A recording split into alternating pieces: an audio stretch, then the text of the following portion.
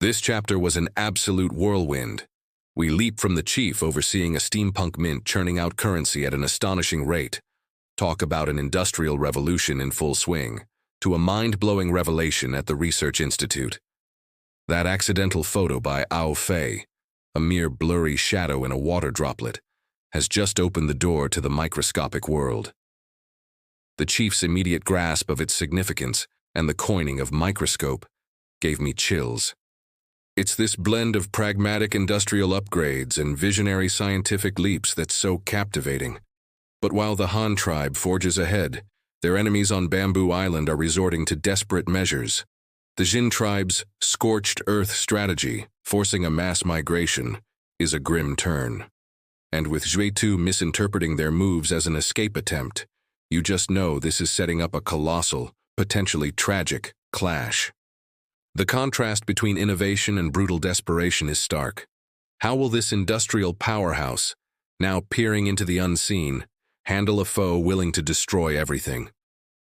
Just as fish in a pot will eventually leap out, 2 days later, scouts returning from the direction of Guanhai Prefecture brought Grand Marshal Bloodslaughter similar, yet unsettlingly strange, news. In the narrow coastal area south of Bamboo Island, the newly demarcated Guanhai Prefecture, under the Han tribe's jurisdiction, a large-scale migration of commoners was also underway, only the drama there was playing out somewhat differently. Compared to the scorched earth policy in Jiahai Prefecture, where the land was scraped 3 feet deep and not a blade of grass was left, the Xin tribe in Guanhai Prefecture had clearly shown some leniency, or rather they had left a mess behind. They had not only taken the tribe's hope, numerous able-bodied young men and children, along with cattle, sheep, and livestock that could carry burdens or run, and grain and dried meat to fill their bellies, but they had also deliberately left behind a considerable number of the old, weak, sick, and disabled, like withered rice stalks forgotten on the field ridges after autumn. To say they were old and weak might not be entirely accurate. Most of these people were barely 40, an age that would be considered the prime of life, perhaps in another time and place. But in this land, 40 was already the twilight of one's years, marked by frost-tinged temples and faltering steps. The few in their 30s were either plagued by illness or maimed, as if cruelly struck by the hammer of fate. The scout's words carried a trace of helpless derision. Anyone in their 30s whose body was still relatively intact and who could still draw a steady breath would have long since slipped away, fleeing for their lives with the main contingent. When we arrived, the scout's voice was heavy as if he had witnessed countless silent tragedies. We saw only the elderly, the disabled, and the sick in the villages, sitting alone in their courtyards, their eyes vacant like extinguished embers devoid of life. They weren't farming, nor were they moving about. They just sat there listlessly, as if waiting for the oil in their lamps to run dry, wasting away their final moments. Your subordinate took the liberty of checking the food stores of a few households. They barely had enough rations to survive. It seems they've been utterly abandoned. This situation was even trickier than the empty city scenario in Jiahai Prefecture. If the Xin tribe wanted to relocate, they should have done it cleanly. What game were they playing, leaving behind this group of old, weak, sick, and disabled, who were like candles flickering in the wind? But the fact was an uncomfortable stone in the path, laid bare for all to see, and the Han tribe couldn't just ignore it, pretending to be mere passers-by. Bloodslaughter's thick, dark brows furrowed deeply, like 2 mountains about to collide. He pondered for a moment, his gaze as sharp as an eagle's, then turned back to the dust-covered scout. "Did you find any signs of an ambush?" Reporting to the Grand Marshal. The scout bowed and replied, his tone certain. "We searched thoroughly within Guanhai Prefecture but found no trace of any ambush. We did, however, find the general route of their westward migration. Before we returned, other brothers had already followed their tracks. Your subordinate returned first to report the specific situation in Guanhai Prefecture." Bloodslaughter nodded calmly, his knuckles unconsciously tapping a light rhythm on the table. For a moment, only this monotonous sound echoed in the tent. Suddenly, as if he had made a decision, He slammed his palm on the table, and the weather-beaten wood groaned as if overburdened. "Where is the messenger?" His roar was like a clap of thunder on a clear day, shaking dust from the tent roof.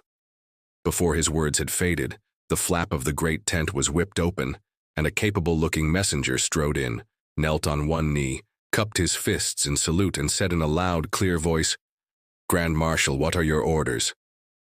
"Relay orders to the Whistling Arrow Guard." Bloodslaughter's voice was resolute and forceful, admitting no doubt. "Order their entire contingent of 2,500 foot soldiers, in coordination with 500 heavy cavalry from the Valiant Cavalry Guard, to break camp and set out immediately. Force march to the Deer Child Mountain area, west of Guanhai Prefecture and east of Jiahai Prefecture. Find a strategic pass, make camp, and ensure the enemy is tightly blockaded within Jiahai Prefecture, making them like turtles in a jar, unable to escape even if they grew wings." As soon as Bloodslaughter finished speaking, a scribe at his side, whose brush moved like a dragon in flight, had already transcribed the verbal order onto a hide scroll without a single error. He respectfully presented it to Bloodslaughter. Bloodslaughter took it, his gaze sweeping over it like lightning. Confirming there were no mistakes, he signed his name with a flourish of his brush, then took out his marshal's seal, dipped it in red ink paste, and stamped it firmly. Only then was the military order truly imbued with authority and effect. The scribe carefully sealed the hide scroll in a special bamboo tube with wax, then solemnly handed it to the messenger, along with a token symbolizing the authority to transmit orders. The protocol for relaying orders was a rigorous procedure. The commander's token, the messenger's verbal relay of the order,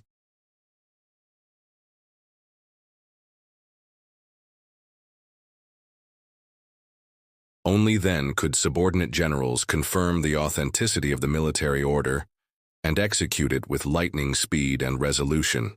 The messenger received the items and dared not delay. He immediately repeated the order verbatim. After confirming its accuracy, he cupped his fists and responded with a deep, "Acknowledged." Then, he prepared to turn and, like a whirlwind, deliver the command. However, he had only half turned when a clear, bright voice from behind halted him in his tracks. "Hold on." The messenger looked towards the sound and saw that the person who had stopped him was none other than the master strategist with a refined and scholarly demeanor, Grand Commandant Xue Qingyao. He had no choice but to suppress his urgency, stand by with hands lowered, and await further instructions. Xue Qingyao, however, did not speak to him immediately. Instead, he turned to Bloodslaughter, lowered his voice, and asked with a hint of gravity, "Grand Marshal, the Xin Tribe's actions clearly harbor malicious intent. They're deliberately spreading rumors to slander our Han army. They want to shake the foundations of our future rule. Jiahai Prefecture being deserted is one thing. But if we ignore those abandoned old, weak, sick, and disabled in Guanhai Prefecture and let them fend for themselves, I fear it will lead to endless future troubles and confirm an infamous reputation for us as cruel and inhumane. Then, in your opinion, what should be done?" Bloodslaughter was straightforward. He rubbed the spot between his eyebrows, an expression on his face that said, "I'm good at fighting. You handle these complicated matters. You are the Grand Commandant in charge of military administration. This is something you should be concerned with. I'll listen to you. Naturally, we must resolutely uphold the image of our Han army as an honorable, benevolent, and righteous force." Xue Qingyao's tone was firm, his eyes glinting with wisdom. "We must use ironclad facts to show them clearly that we are not the savage, bloodthirsty army of tigers and wolves they make us out to be, who supposedly eat raw flesh and drink blood." "Oh? And how do we uphold it?" Adjutant Yang Feng, who was nearby, drew closer, his face a mask of curiosity and incomprehension, like an eager-to-learn child. "Prisoners of war." Xue Qingyao's eyes lit up like two lamps ignited in the dark. "Those living prisoners of war are our best mouthpieces. Aren't they spreading everywhere that our Han army kills on sight, like hungry wolves pouncing on prey? But look, the captives from those two army corps are now safe and sound, and have even been given the opportunity for, Reform through labor. Isn't this the most powerful rebuttal? As long as we parade these prisoners before the battle lines, bring them before those deceived enemies. The lies meticulously woven by the Xin Tribe's leadership will melt away like snow and ice under the sun, collapsing without an attack. Then, our army can achieve victory without bloodshed, causing the enemy to submit without a fight. He paused, then added, "And those abandoned old, weak, sick, and disabled in Guanhai Prefecture. Their own kin abandoned them, but we cannot. We will send them life-saving rations and treat their illnesses. As long as they aren't complete blockheads, they'll be able to tell who genuinely cares for them and who the real wolves are. This is the brilliant plan to uphold our Han army's image, tackling the problem at its very root." Xue Qingyao ticked off his points on his fingers, as if enlightening a group of ignorant children, clearly articulating his strategy.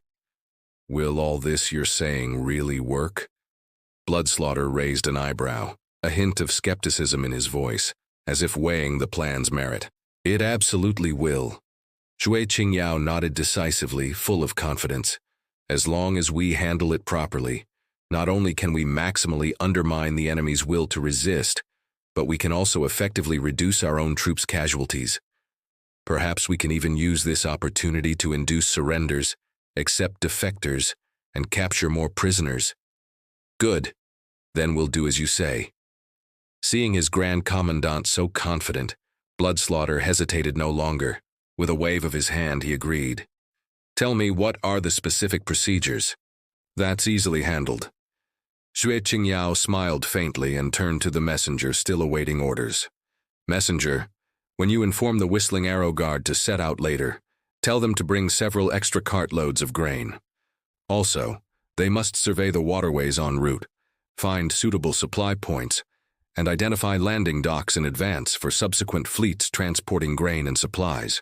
Once they reach their defensive zone and have made camp, have their guard adjutant immediately organize logistical soldiers to go to the various villages, distribute grain to the commoners, and treat the sick.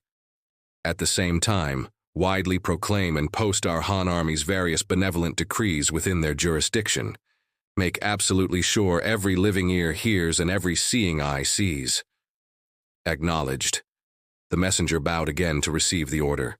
This time, without the slightest hesitation, he turned and shot out of the tent like an arrow loosed from a bowstring.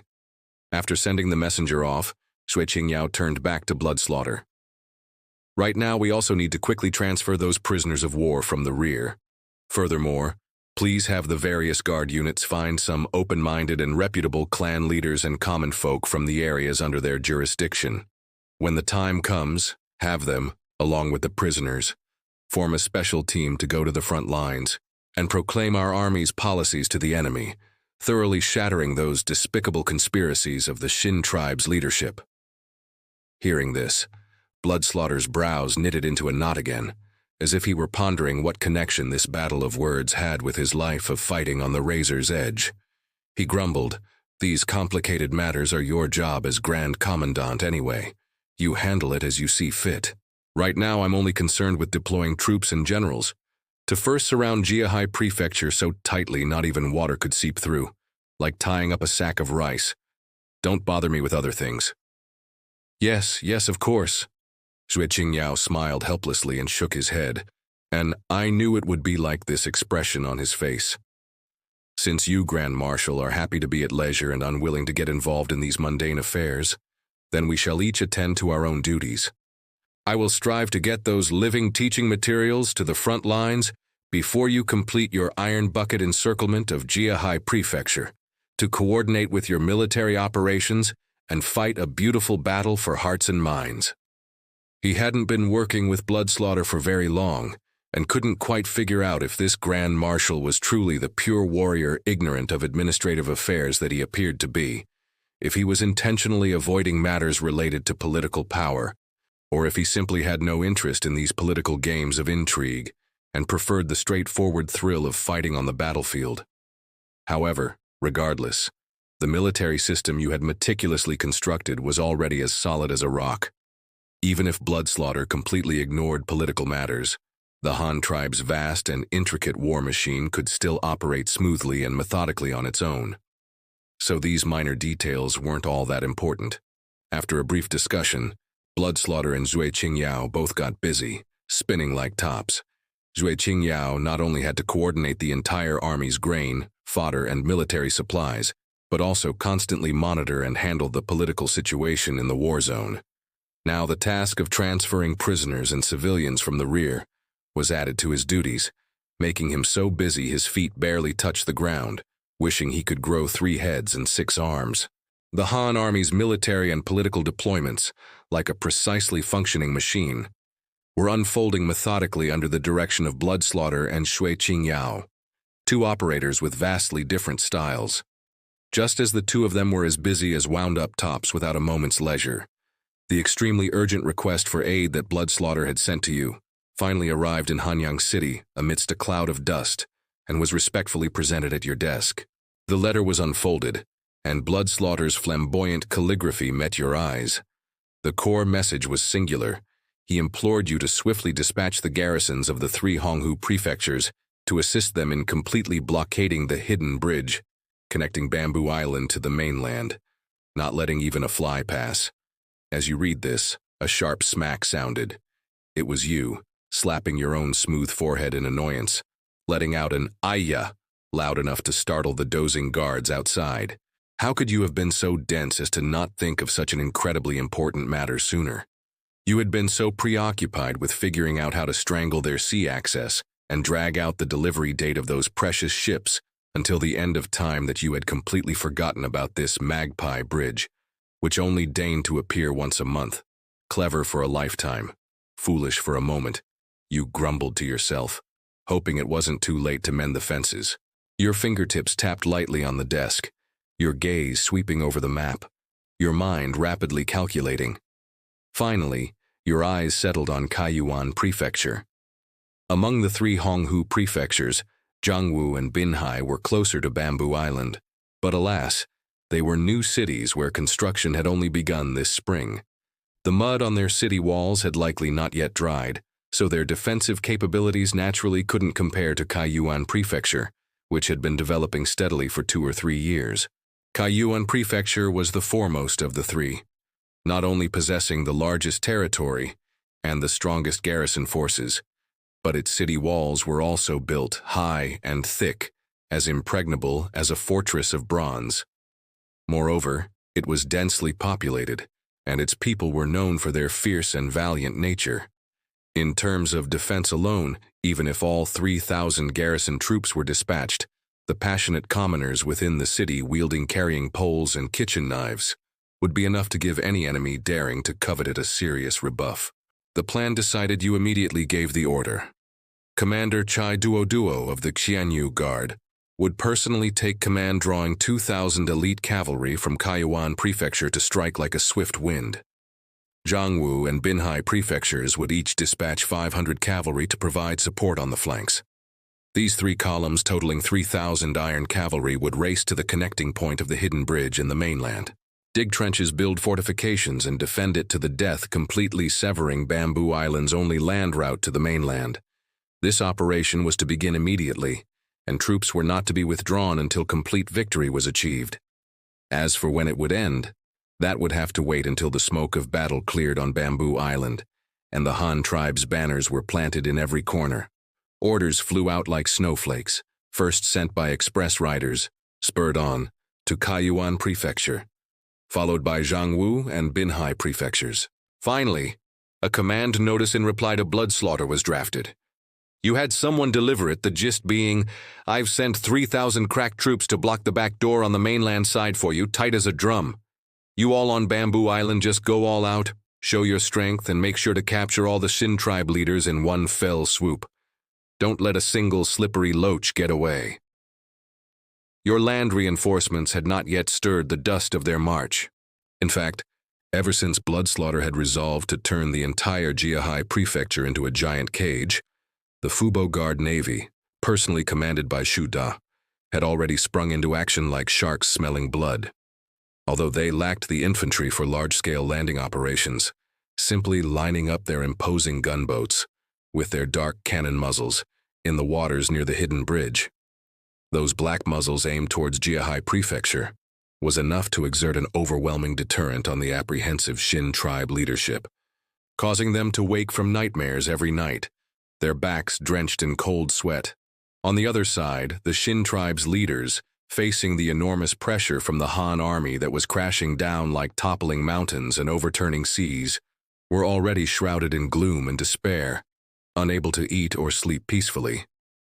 It was said that when Chieftain Xin heard the terrible news of the annihilation of 2 main army corps at the front, his once somewhat heroic face lost color at a visible rate. Following that, his head of black hair, fitting for a robust 30-year-old, was supposedly dyed by sorrow in a single night to the paleness of an autumn reed marsh. A grab would come away with a handful of white strands of grief. Several elders with long, bristling beards beat their chests and stamped their feet, clamoring to exhaust the tribe's last resources, even if it meant smashing their cooking pots for weapons, to fight the Han tribe to the bitter end. Chieftain Xin, too, harbored a bellyful of resentment. How could he meekly admit defeat and hand over the legacy passed down by generations of ancestors to the Han tribe? Thus, out of utter helplessness, and with a touch of desperate resolve born of recklessness, he gritted his teeth and agreed to the elders' seemingly heroic but actually insane idea. And so, the various elders dispatched their most eloquent, persuasive, and ruthless confidants to infiltrate the Han tribe's newly demarcated Guanhai and Xianfeng prefectures. They spread rumors everywhere, doing their utmost to slander the Han army, portraying them as green-faced, long-tusked demons who killed without blinking, thereby creating immense panic in both regions. Employing both carrot and stick, they painted rosy pictures of life after migrating to the Xin tribe's traditional territories, making all sorts of unrealistic promises, while also secretly threatening and intimidating. In the end, they achieved their goal. The commoners of the 2 prefectures, already terrified by legends of the Han army's atrocities of killing on sight, were now further coaxed, tricked, and coerced by the Xin tribe's leadership. Ultimately, bringing their entire families, supporting the old and carrying the young like a frightened flock of sheep, they were all herded towards the area surrounding Clear Spring Valley, the political and cultural center of the Xin tribe. There, they were to engage the Han army in a desperate last-ditch struggle to decide the fate of their tribe. A shortage of weapons? No matter. Hoes normally used for tilling the soil and axes for cutting firewood and clearing brambles were now endowed with a sacred mission, promoted from the fields to become sharp weapons for defending their homes and country. Those shiny steel farming tools, obtained with such great difficulty from the Han tribe, had now, ironically, transformed into trump cards against the Han army. One didn't know whether to laugh or cry. No sturdy armor for protection? That too was no issue. They used local materials to make shields in large numbers. Wooden ones, bamboo-woven ones, rattan-wrapped ones. Protective gear of all strange shapes and varieties appeared and were distributed to the hastily conscripted warriors, lending them a certain primitive, artistic feel. As for the green bamboo covering the mountains and plains, it too became a treasured resource. Bamboo bows and arrows were hastily made, springing up like bamboo shoots after rain. Though crude, they carried the people's last hopes. The Xin tribe went all out, scrounging up every bit of resources that could be converted into combat strength. Finally, on the eve of Bloodslaughter's feverish deployment of troops to complete the iron bucket encirclement of Jiahai Prefecture, Chieftain Xin managed to secure firm control over the populations from Xianfeng and Guanhai. From these newly relocated people, he forcibly conscripted able-bodied young men, not even sparing 10-something-year-old youths who were barely strong enough to wield a hoe. Cobbling them together, he formed a vast army, said to number 10,000. Of course, as for the quality of this army, it was somewhat hard to describe. Mostly a ragtag force who had never even touched proper weapons, clutching hoes, axes, sickles, and the like, their eyes filled with confusion and fear.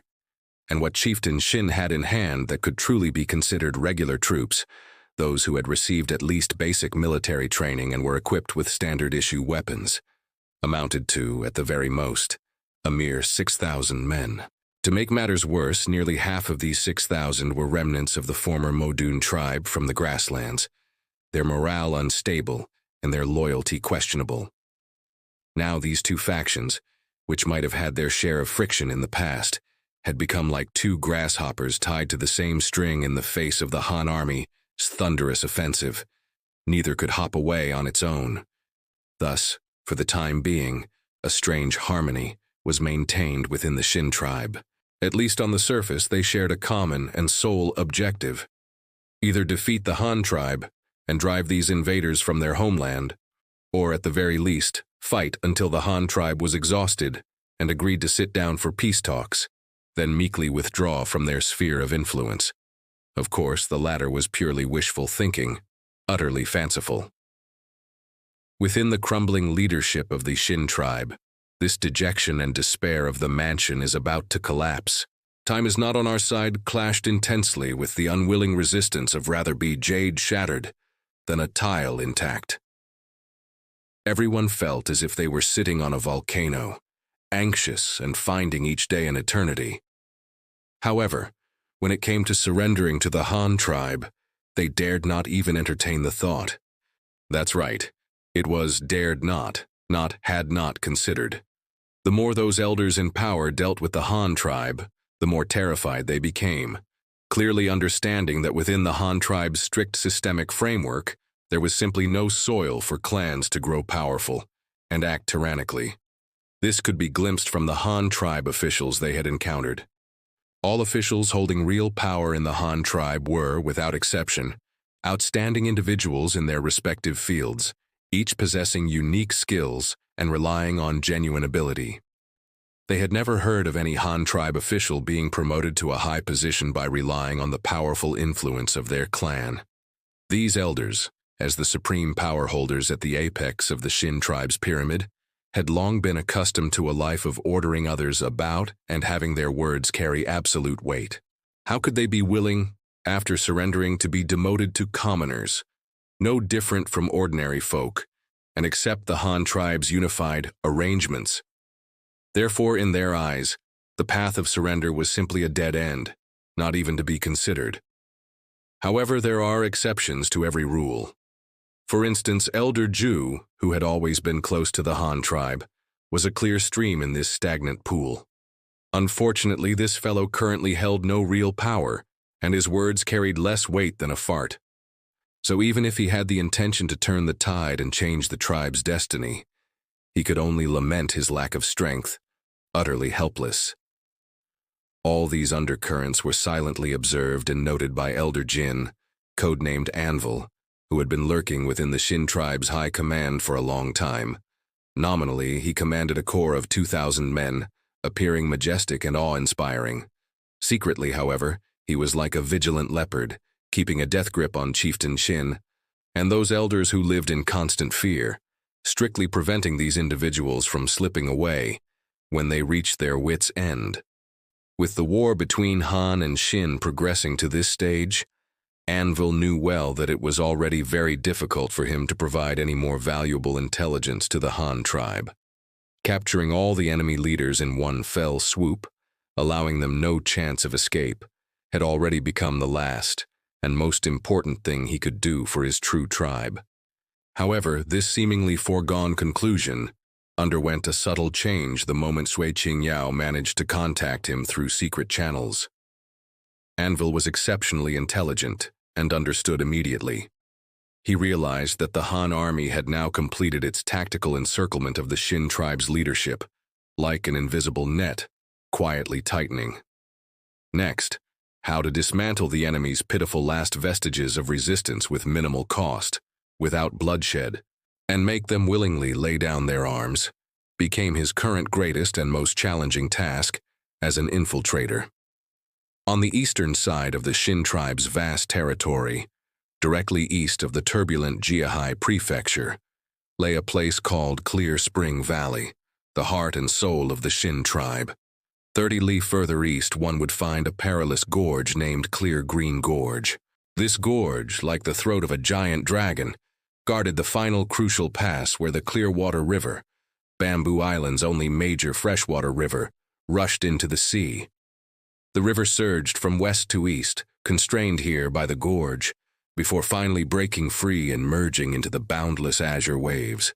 Now, this tranquil place, once filled only with the sounds of water and birdsong, was already bristling with banners and exuded a murderous aura.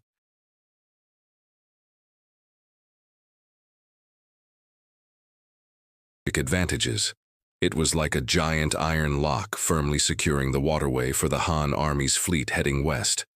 On both sides of the gorge were steep cliffs, 40 meters high, sheer and imposing like two silent giants. By cleverly positioning archers on these natural arrow towers, a dense and impenetrable network of firepower could be formed, completely blockading the entire river surface. Most of the Han tribe's warships were wooden structures powered by sails. If the defending troops, positioned high above, were to loose a volley of 10,000 arrows, supplemented by incendiary rockets, then no matter how sturdy the Han army's ships or powerful their cannons, they could not hope to easily pass this gate of hell. On land, Cleargreen Gorge was likewise an excellent, easily defensible barrier. It commanded a high position with a wide field of vision, controlling the vital pass to the interior. It was practically a giant, naturally sculpted fortress spanning the river. If both sides were to use conventional cold weapons for attack and defense, the attacking side would need to commit at least 6 times the number of troops as the defenders to have any hope of cracking this tough nut. If they wished to avoid excessively heavy casualties, the only option was to surround the place and slowly wear down the defenders in a protracted war of attrition. Chieftain Xin knew the importance of Cleargreen Gorge well, fearing that its loss would lead to the collapse of the entire defensive line. Therefore, he had specially dispatched his most resourceful and valiant elder, Anvil, to garrison and defend it. The forces allocated to Anvil numbered a full 5,000 men. Among them, one corps of 2,000 was a previously unified and well-trained main force. Its composition remained the same. Half were private soldiers of the clans, whose interests were tied to the various clan elders, and the other half were those unruly prairie nomads who harbored deep-seated blood feuds with the Han tribe, making it a mixed unit with complex components and hidden undercurrents. As for the remaining 3,000, they were mostly and weapons, clutching various farm tools freshly conscripted from the fields, their eyes filled with confusion and fear. These pitiful militiamen, their wives, children, and elderly, were currently all settled in Clear Spring Valley, 30 li behind them, their last homeland. Anvil knew in his heart that if they couldn't hold this place, if Cleargreen Gorge fell, then only desperate death awaited those unarmed women and children. On this day, it was still early, the dawn just breaking. Anvil was with a few trusted subordinates, also Han tribe members in deep cover, on a relatively gentle slope, personally drilling the newly recruited militiamen. He patiently explained the defensive positions and the tasks each needed to undertake, trying to mold this motley crew into a barely usable force in the shortest possible time. On the mountains of Cleargreen Gorge, a militia unit of about 500 men was arrayed in a crooked line. In the ranks were able-bodied men holding sharpened bamboo poles, or their usual hoes and shovels, serving as long weapons. Others held crude wooden shields in one hand and gripped axes, wood-cutting knives, sickles, or other short weapons in the other, acting as close combatants. This group had just stumbled through a simple formation drill and was now panting and sweating profusely. When Anvil loudly announced their dismissal, telling them to return to their defensive sectors to rest, a militiaman holding a long-handled broadaxe quietly fell in behind Anvil, his footsteps as light as a cat's. Anvil's internal alarm bells instantly rang, and a sense of foreboding welled up. Years of treading on thin ice as an undercover agent had cultivated in him an almost instinctive high level of alertness. Any subtle abnormal behavior from others would not escape his keen perception, enough to instantly tense his nerves. Now suddenly discovering a fellow carrying a gleaming axe furtively following him truly gave him a fright.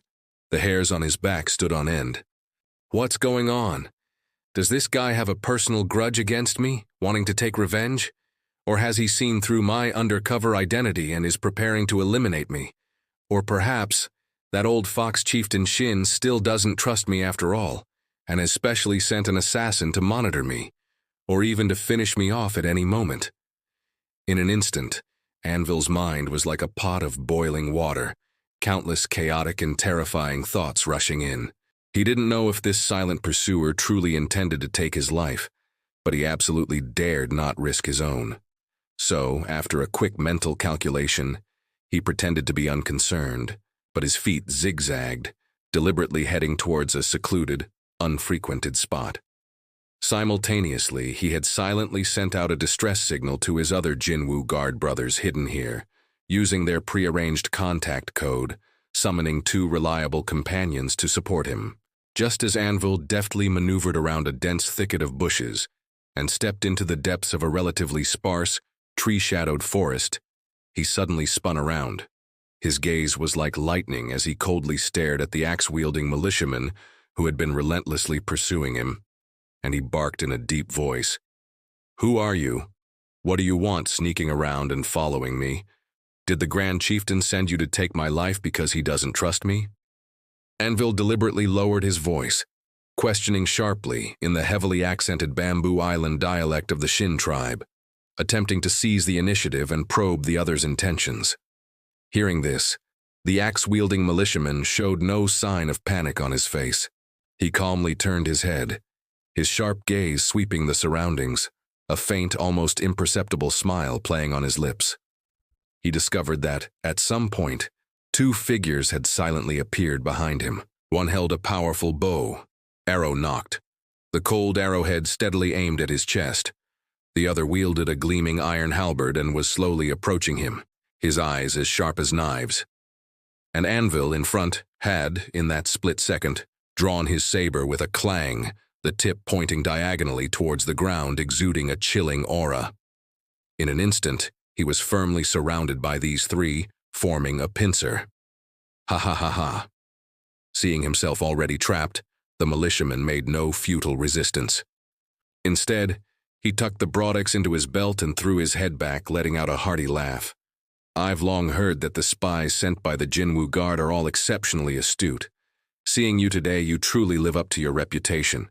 I sensed you had discovered me long ago and have been secretly observing your movements. Yet I couldn't figure out when you called these 2 helpers. Impressive, impressive. I admire you, I truly do." What shocked Anvil even more was that the militiaman spoke in perfect, unaccented Han language, his pronunciation so pure that one could tell at a listen he was a native of the Hanyang 8 prefectures. Hearing this, Anvil's brow furrowed even tighter, his face showing no sign of relaxation. Doubt swirled in his mind. He couldn't figure out the origin of this mysterious militiaman. Why was his Han language so authentic and pure? And why, as soon as he opened his mouth, could he accurately name Jinwu Guard, the Han tribe's most secret and core military intelligence organization? He dared not easily believe if this was a trap deliberately set by that cunning old fox, Chieftain Xin. Could it be that the old man had heard some rumor or obtained some clue, and begun to doubt his loyalty, thus specially sending such a person to try and trick him into revealing his true identity? At this thought, Anvil became even more cautious, not daring to reply rashly, fearing that a single misspoken word would lead to irreversible doom. He cautiously exchanged a glance with the 2 Jinwu Guard companions who had just arrived. After confirming with them through eye contact that there were no other ambushes nearby, Anvil took a deep breath and spoke again, his tone filled with vigilance and probing. "Who exactly are you? Why have you infiltrated our army? Could it be that the Han army sent you to spy on our strength and weaknesses? And what do you mean by Jinwu Guard and spies? I don't understand." Seeing Anvil still feigning ignorance, acting flawlessly, the militiaman couldn't help but chuckle. He waved his hand and said, "Elder Jin, no need to be so alarmed, and no need to probe further. I wonder if you still recognize this unique butterfly token of the Jinwu Guard. If you do, then you will clearly know my true identity." Saying this, the militiaman reached into his clothes and from beneath the crude sackcloth garment, he pulled out 2 gleaming golden waist tokens, casually tossing them towards Anvil. With a light clink, the 2 bronze tokens fell at Anvil's feet, making a clear, pleasant sound of impact, exceptionally distinct in the quiet forest. Anvil looked down, and his pupils suddenly contracted. One of them was indeed the unique butterfly token of the Jinwu Guard. Dai, butterfly, was a homophone for Dai, spy, a military token specifically issued by the Jinwu Guard to spies operating undercover behind enemy lines to prove their true identity. It was incredibly precious and extremely difficult to counterfeit. This butterfly token was meticulously crafted from high-quality bronze, possessing a warm, golden luster. Its design was highly unique. At first glance, it resembled a 2-petaled flower bud. The outer side of the petals was engraved with exquisite patterns resembling butterfly wings, lifelike and vivid, yet bore no text. However, the ingenuity of this seemingly simple butterfly token lay in a miniature hinge on one side that could be opened and closed. With a gentle flick, it could be unfolded from the middle, instantly transforming into a blooming 4-petaled flower, its shape precisely like a butterfly about to take flight, hence the name Butterfly Token. On the inner side, revealed after unfolding, the holder's identity information was clearly engraved in fine, minuscule fly-head script. Such a unique design, such an ingenious hinge mechanism, coupled with the intricate and beautiful patterns and the finely detailed text engraving on the token. In the entire world, apart from the wealthy and artisanally unparalleled Han tribe, no other power could possibly counterfeit it. Anvil examined the inscription on the inner side of the butterfly token more closely, and his heart leaped again. Engraved there was the codename of the contact person, who had been secretly liaising with him all these years, Yang Feng, Raising Wind. His gaze quickly swept to the other rectangular waist token. After just one glance, he could no longer suppress the excitement in his heart and cried out in astonishment, You are my superior contact, Yang Feng? You are also Adjutant Yang Feng of the Huban Guard. Indeed, it is I. The man who, moments ago, had the appearance of a downtrodden militiaman, now seemed like an entirely different person. Though still disheveled, his hair as messy as a chicken coop, the undyed coarse linen garment still haphazardly wrapped around him, and the worn-out straw sandals on his feet still caked with fresh mud. Utterly wretched, this man now stood with his hands clasped behind his back, his posture as straight and tall as a pine. His figure, though not particularly burly, possessed an inherent upright and capable air, and his brow faintly exuded the demeanor of a great general, one who devises strategies and secures victory from 1,000 miles away. He smiled faintly, his voice gentle yet firm. Seeing you safe and sound, Anvil, I can finally be completely at ease. It really is Adjutant Yang. It really is you. Anvil confirmed the other's identity. The grievances, longing, worries, and hopes that had been pent up in his heart for over 2 years surged forth like a bursting dam at this moment. He could no longer control his emotions, his eyes welling up with tears of excitement. He hurried forward, extending trembling hands, and tightly gripped Yang Feng's hand, a choked woo-woo sound escaping his throat, unable to utter a complete sentence for a moment. Seeing this, Yang Feng was also filled with emotion.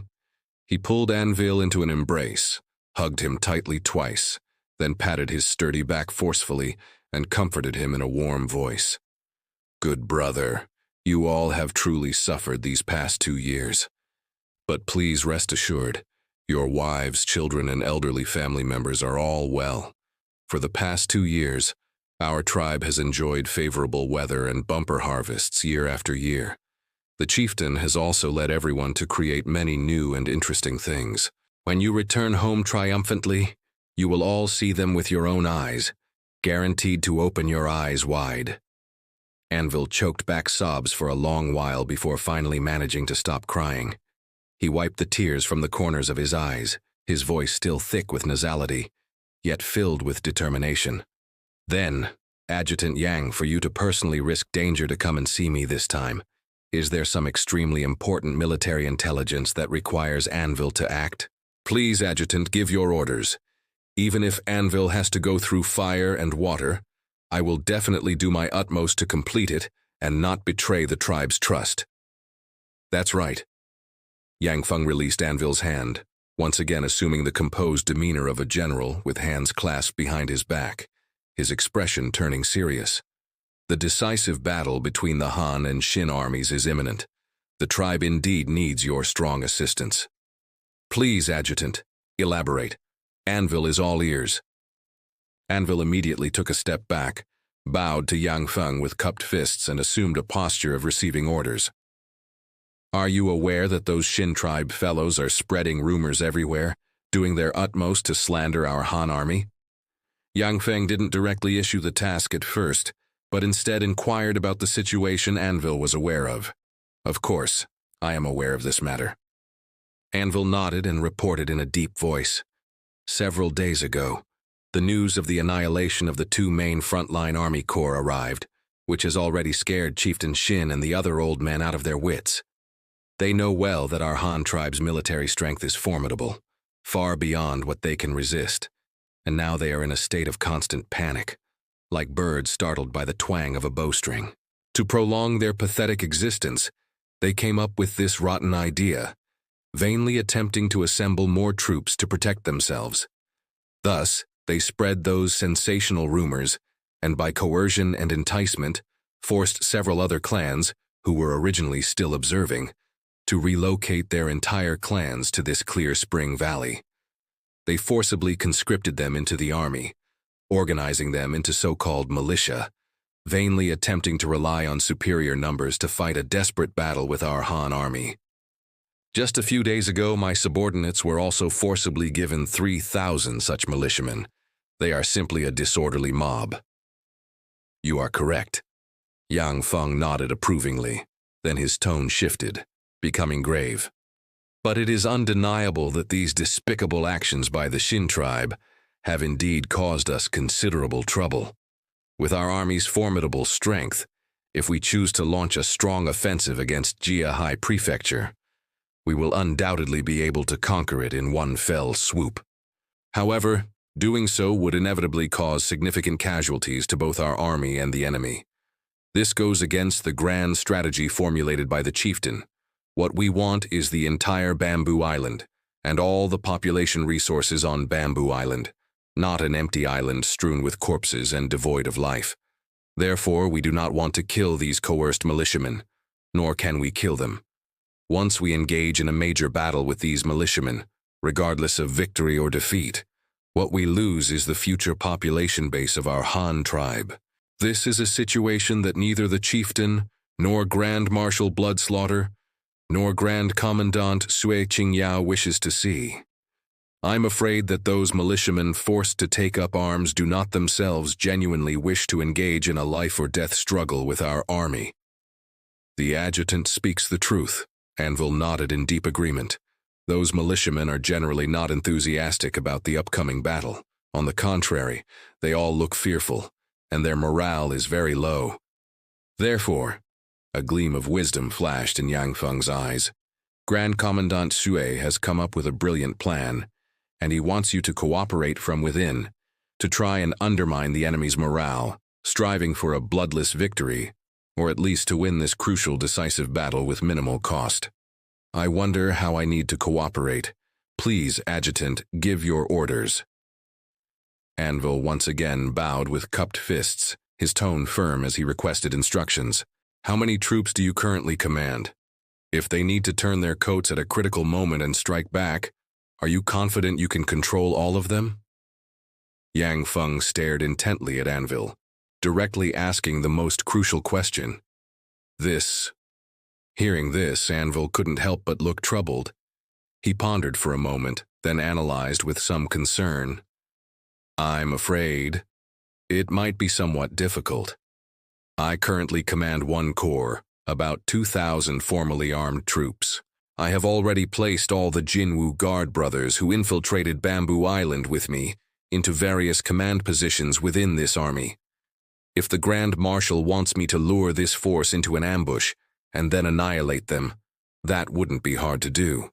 However, if you want them to turn their coats in battle, to turn their weapons against their own Xin Tribe people, I'm afraid that would be as difficult as ascending to heaven. He paused, then continued to explain. You also know those clan soldiers in this corps. They're in cahoots with those elders and Chieftain Xin. Their interests are highly intertwined, so the possibility of them rebelling is minuscule. As for the other half, the prairie soldiers, most of them are remnants of the Moden tribe and harbor an irreconcilable hatred for our Han tribe. Expecting their help is like asking a tiger for its skin. The remaining 3,000 newly conscripted militiamen are even more of an undisciplined rabble, easily broken. Perhaps a little intimidation might make them surrender their weapons directly to save their own lives. But to expect them to pluck up the courage to turn their coats and fight against those usually tyrannical clan soldiers and fierce prairie soldiers, that's absolutely impossible. They don't have the guts. Turning their coats isn't entirely impossible. Yang Feng, however, smiled faintly upon hearing this, speaking with complete confidence. Getting them to surrender on the spot, disarm and defect, that's always the easiest to achieve.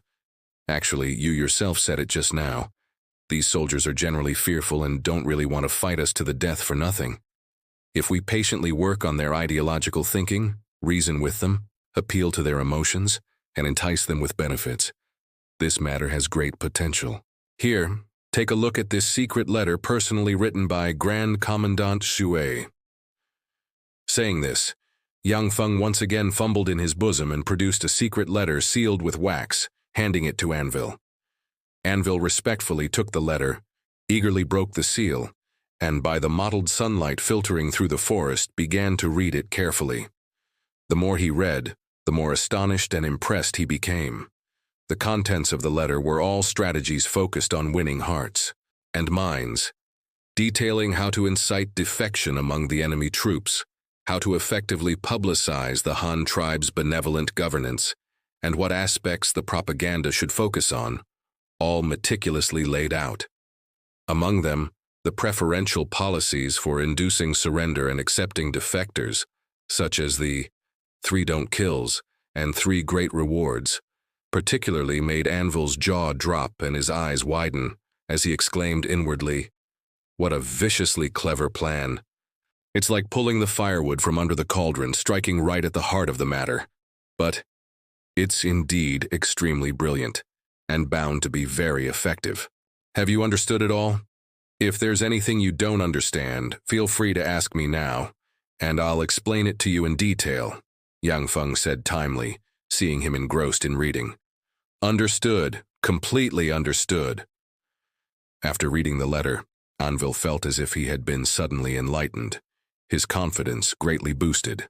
He looked up, his eyes shining with excitement, and said to Yang Feng, "Grand Commandant Xue's plan is truly ingenious. If we can strictly follow the psychological warfare methods described in this letter, there is indeed a great possibility of subduing the enemy without fighting and easily dismantling their resistance." He had been somewhat at a loss before, not knowing what to do, but now, as long as he could implement the strategies in this letter to the letter, it seemed that achieving a bloodless victory and making the enemy lay down their arms was not such a difficult task after all. "Good then," Yang Feng nodded with satisfaction. "If you have no other questions, then, 2 nights from now, begin executing the first step of the plan. At that time, after our scouts confirm that you are ready, they will launch a feigned attack according to the predetermined plan. You must remember to lead those soldiers willing to surrender as far away as possible to avoid accidental injury in the chaos." Seeing that Anvil had fully understood and agreed to the plan in the letter, Yang Feng no longer delayed and formally issued the order to act. "Understood. Please rest assured, Adjutant. And please rest assured, Grand Marshal and Grand Commandant. Anvil will not fail his mission and vows to complete the task even if it means death." Anvil's spirits lifted, and he immediately cupped his fists in salute, responding resolutely, his voice firm and forceful. Yang Feng nodded in gratification, also returning the salute to Anvil, and then said, "In that case, I'll head back first. After this battle is won, I will personally host a victory banquet for you, to welcome you and wash away the dust of your journey. This is, after all, deep within the enemy camp, fraught with danger. It is too perilous for the adjutant to come alone. Should I send a few trusted brothers to escort you? Anvil still asked with some concern, fearing Yang Feng might encounter some mishap on his way back. No need. Yang Feng waved his hand, signaling him not to worry. You two must be careful, go back early, and remember to hide this secret letter properly. Under no circumstances should you expose your identity. I have my own escort. I'll be safe. As soon as Yang Feng's words fell, a faint sound of rustling clothes cutting through the air suddenly came from the originally silent surrounding woods. Immediately after, a dozen Han Army scouts, dressed in black night ops gear, covered with dark green crocodile skin armor, wearing wide-brimmed straw hats, holding gleaming divine arm crossbows, and with exquisite binoculars hanging from their waists, emerged silently from the shadows of the forest like phantoms. These elite scouts all had sharp gazes and stern expressions. Without a word, they silently dispersed, protecting Yang Feng in their core. Anvil and his two companions were greatly startled by this sight, their backs instantly drenched in cold sweat. Although this small grove was relatively secluded, it was also extremely close to their encampment, less than a kilometer in a straight line. Yet these ghost-like Han Army scouts had managed to sneak so close to them without any of them noticing beforehand. A chill simultaneously ran down the spines of the three men, and they secretly rejoiced. Thank goodness they weren't truly loyalists of the Xin Tribe. Otherwise, facing such elite and terrifying Han Army scouts, their heads might have been separated from their bodies in their sleep, without them even knowing how they died. Yang Feng turned around, solemnly bowed to Anvil and his two companions, and uttered two words in a deep voice. Take care. Anvil and his companions quickly bowed in return, not daring to show the slightest neglect. When they looked up again, where were Adjutant Yang and those elite scouts? Only a few swift black shadows remained, like monkeys in the forest, disappearing into the depths of the dense woods in a few leaps and bounds. Only the rustling sound of the wind blowing through the leaves continued to echo in the forest. Anvil looked down at the secret letter clutched tightly in his hand and sighed deeply. He knew that everything that had just happened was absolutely real, not a figment of his imagination. Only then did he bend down, silently remove the mud-caked straw sandals from his feet, and carefully hide the secret letter, which concerned the lives and deaths of countless people in the interlayer of the soul. Then he silently waved to his other two companions, whose expressions were equally grave, signaling them to act separately. The three exchanged a tacit glance and then, like water droplets merging into the sea, silently and quickly departed in different directions. In the blink of an eye, the small grove, which had been somewhat bustling due to the secret meeting, had now returned to its former desolation and silence.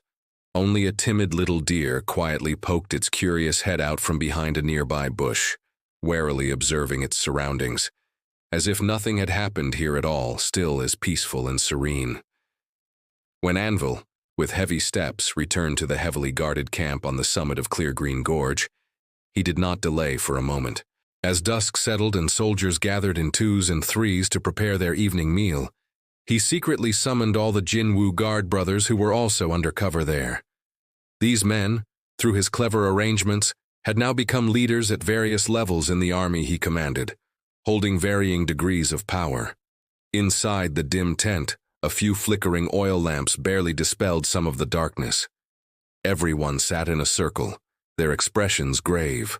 Anvil solemnly took out the still-warm secret letter from his bosom, and word by word conveyed Xue Qingyao's meticulously planned defection strategy, as well as the highly tempting core policies of the 3 doomed kills and 3 great rewards to everyone present. Each word, like a stone dropped into a calm lake, stirred ripples in their hearts. Afterward, they engaged in a heated and detailed discussion on specific propaganda methods, the timing and manner of spreading rumors, and how to identify and win over forces that could be united, among other details. Every step was repeatedly scrutinized and perfected, striving for flawlessness. Only when night deepened and all matters were arranged did everyone quietly disperse, like shadows melting into the night, each beginning to carry out the weighty task brought by Yang Feng.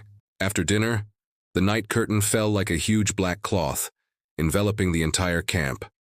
To prevent detection by Han Army scouts, strict light control was enforced in the camp. Except for a few patrol soldiers shivering in the cold wind, holding flickering torches that barely illuminated the ground beneath their feet, all other areas were pitch black, as if the entire world had been swallowed by darkness. Within the camp, crude shacks made of rough bamboo and thin straw mats were densely packed together. These were the simple shelters where the soldiers rested at night. However, at this moment, most of these soldiers lying on the cold straw mats were tossing and turning, unable to sleep. The life and death battle was imminent. For these ordinary people who had farmed for generations and had never truly experienced the cruelty of war, the fear and unease in their hearts had long since driven away their sleepiness. Therefore, in the silent night sky, one or two suppressed sighs would occasionally drift from a shack, filled with confusion about the unknown and helplessness towards fate. If it were any other time, those grassroots leaders responsible for patrolling the camp at night upon hearing such morale-disrupting sighs would have at least barked, "All of you, shut up! What's all the noise? Get to sleep! Don't we have a battle to fight tomorrow?" Or something similar. But tonight was unusually abnormal. In some shacks there were even noisy sounds of chattering and discussion, yet no one came to stop it, nor did anyone shout. Even stranger, some sensitive topics seemed to have been intentionally or unintentionally brought up by someone, as if an invisible hand was secretly guiding everyone's thoughts. And the matter that everyone was currently arguing about and complaining endlessly was the portion size of tonight's dinner. Their rations were significantly less than usual, which made them, already not eating their fill, even more famished. In a pitch-black shack filled with the stench of sweat and grass, a clearly audible gurgle-gurgle sound of a stomach rumbling suddenly came. Someone was so hungry they couldn't bear it, their stomach protesting. "Child, you probably didn't eat enough tonight, did you?" An old man, sounding to be in his 30s with a slightly hoarse voice, turned over from the adjacent straw mat and sighed. "I still have a handful of roasted beans left over from this morning.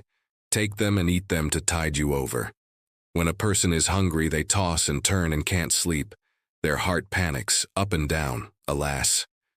Saying this, he fumbled in the pocket of his tattered clothes and took out a small handful of hard, roasted soybeans, handing them over. The youth lying next to him, though called child by the old man, was actually already 13. According to the customs of Bamboo Island, 13 was already considered an adult, capable of shouldering family responsibilities. Therefore, he had not been spared and was forcibly drafted as a militiaman, shouldering weapons that did not belong to his age. As the saying goes, a growing boy eats like a horse. Youths of this age were in a period of rapid physical development and had the largest appetites. With his dinner rations suddenly reduced, how could he endure such hunger? So, in the dead of night, his stomach began to rumble uncontrollably, each sound louder than the last. "Thank you, old uncle." The youth was also dizzy with hunger and couldn't be bothered with politeness. He thanked him, took the handful of roasted beans and popped them into his mouth one by one, chewing hard.